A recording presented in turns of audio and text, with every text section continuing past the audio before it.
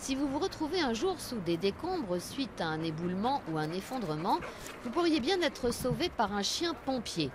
Un chien comme Haddock, entraîné à faire une seule chose, retrouver les victimes que ni les hommes ni les machines ne sont parvenus à localiser. Au fort de la Briche, les chiens des pompiers de Paris apprennent le métier de secouriste en utilisant leur flair, qui est 400 fois plus puissant que le nôtre.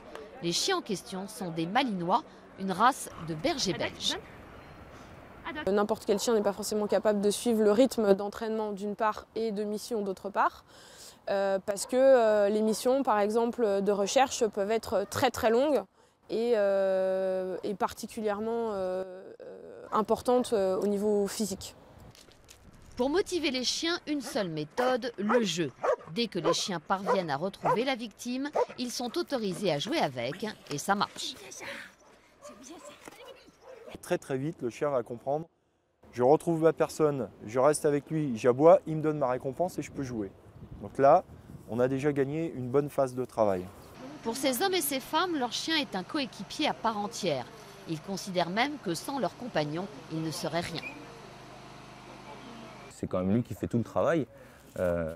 Moi, sans lui, sur un caillou, je ne suis rien, quoi. Donc, sur une recherche, je suis rien, je ne sais rien faire sans lui, quoi. Donc moi, je suis juste là pour tenir la laisse et puis le guider sur sa recherche. Les chiens reçoivent d'ailleurs des décorations officielles au même titre que leur maître. Sur la lettre de félicitations, c'est inscrit le nom de mon chien et le mien. Donc on est tous les deux récompensés par cette lettre de félicitations. Voilà. Parce qu'on est une équipe, meilleurs copains du monde. En 2011, les pompiers et leurs chiens ont réalisé 871 interventions, en majorité des captures d'animaux et une quarantaine de recherches d'hommes.